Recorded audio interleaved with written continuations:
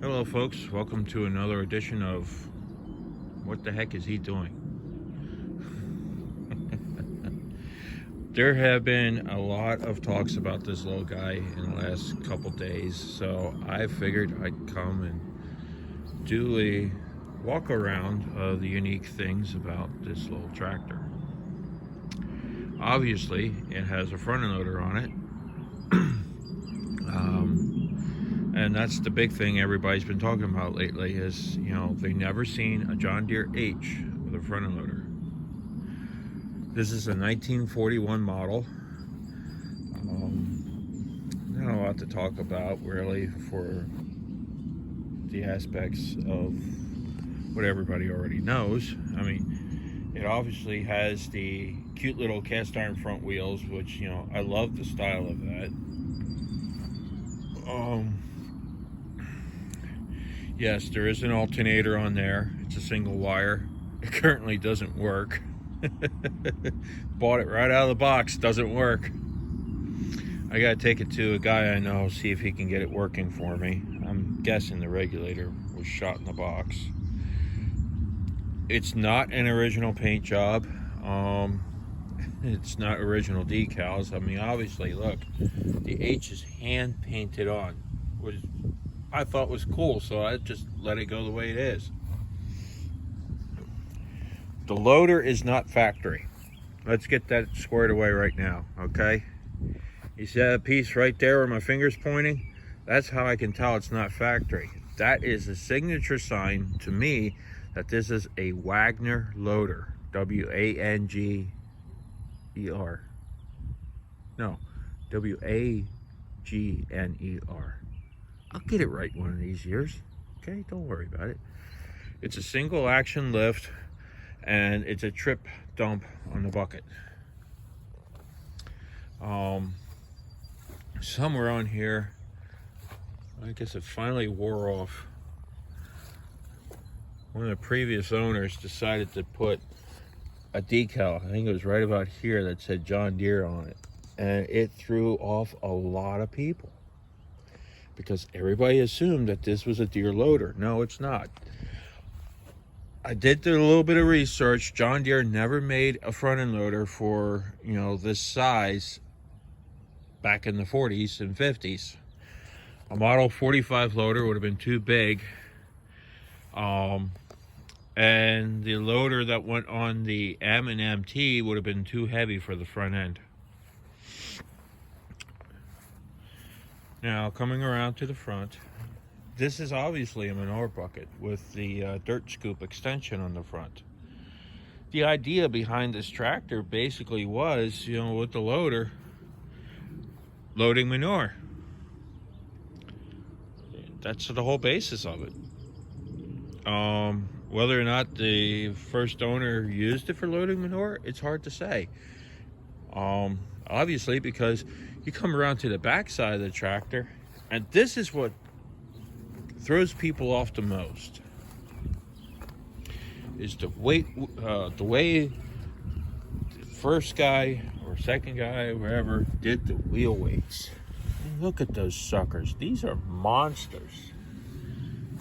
They're drive sprockets for a bulldozer. I believe they're Caterpillar D8 sprockets, but I'm not 100% sure.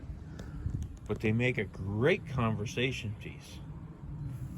And they fit real good right inside the rim rib here. And they're tied up against the side of the rim. They're bolted fast. Sorry, my finger got in the way. And then this bumper on the back, I love the steps. I use them all the time. This, I have no idea what it's for, but I'm hoping to someday either use it or lose it. Right now, it makes a nice mount for the flagpole I put on the back. And everybody asks me all the time, he's like, how's that loader work? Well, it works off of the factory live hydraulic pump. There's no disengagement on this pump like there is on the bigger tractors. Some days I kind of wish there was. And then they took the blocking plate off of here, and somebody built a hydraulic reservoir expansion.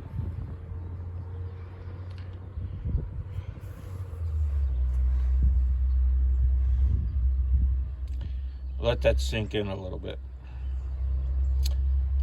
He used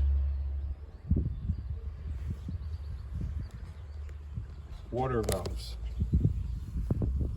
to turn on and off the flow of hydraulic fluid. There was 2 of them here. I took the one off 2 days ago because it was leaking so bad. And I'm guessing whatever he had hooked up back here was a hydraulic lift, and you just put the loader up, close the valve, holds the loader up, open up the other valve, and then you got a rear remote. I eventually like to set up 2 high pressure ball valves on here, one for the loader obviously and one for a rear remote, and then try to figure out a return line to hook up double acting cylinders, and I want to run the return line into this port.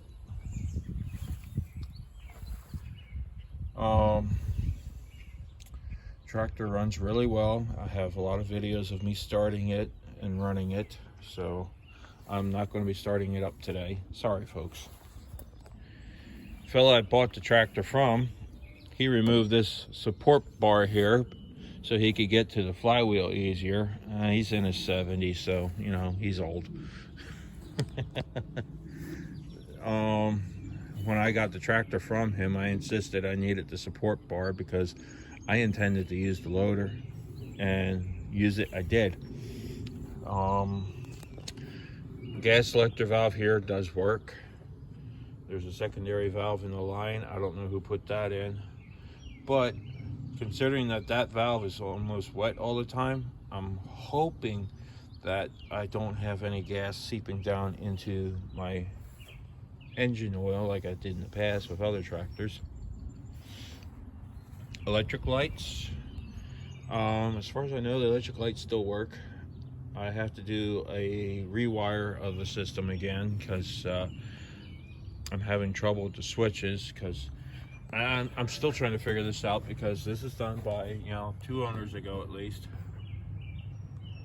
There's 4 light switches, and from what I could figure out, one switch was the lights up in the front, the other switch was the tail light in the back. That is a newer aftermarket light that I got from Steiner Tractor.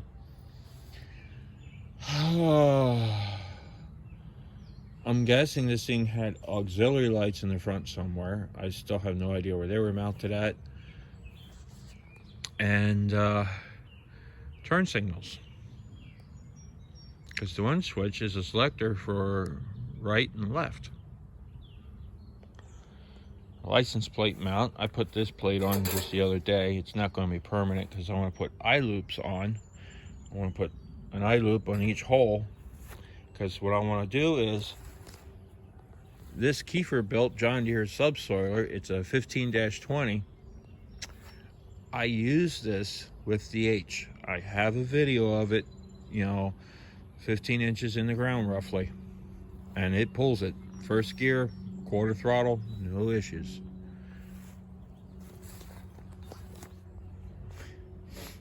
The light plug, I put that on here about 2 years ago because the idea was I have a trailer that I haul the tractor around on, and I wanted to use the trailer in parades behind the tractor. So the idea was offload the tractor, hook up the trailer, go through the parade, and if it's dark out, I could run the trailer lights. And what I did, let's see, where is it? Right there. Okay.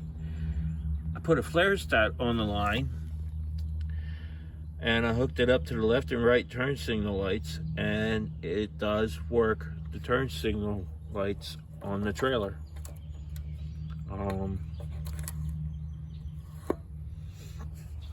So when I'm going down the road at night, pulling a trailer behind this thing, it will flash the hazards behind me.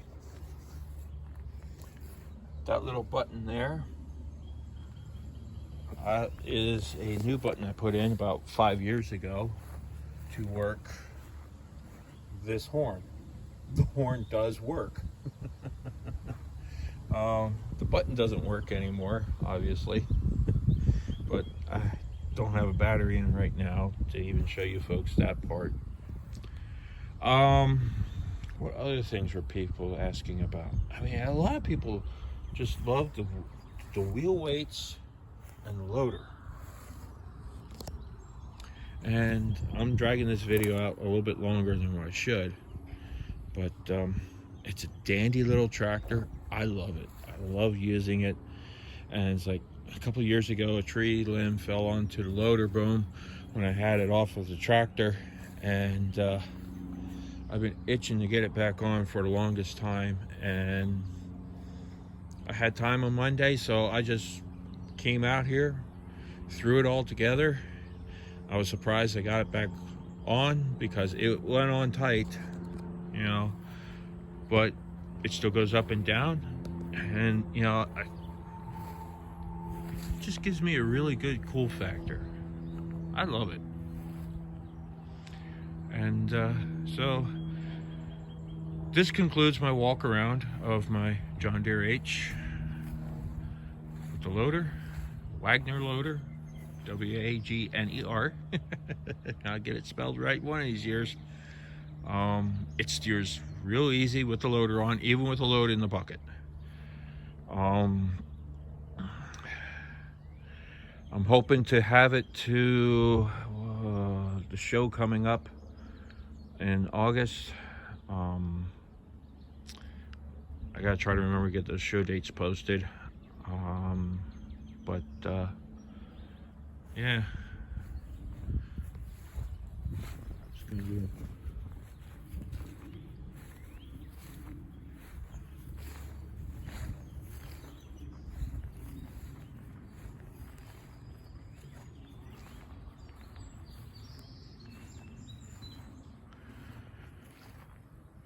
Hope you guys enjoyed this little tutorial video, and like and subscribe for more.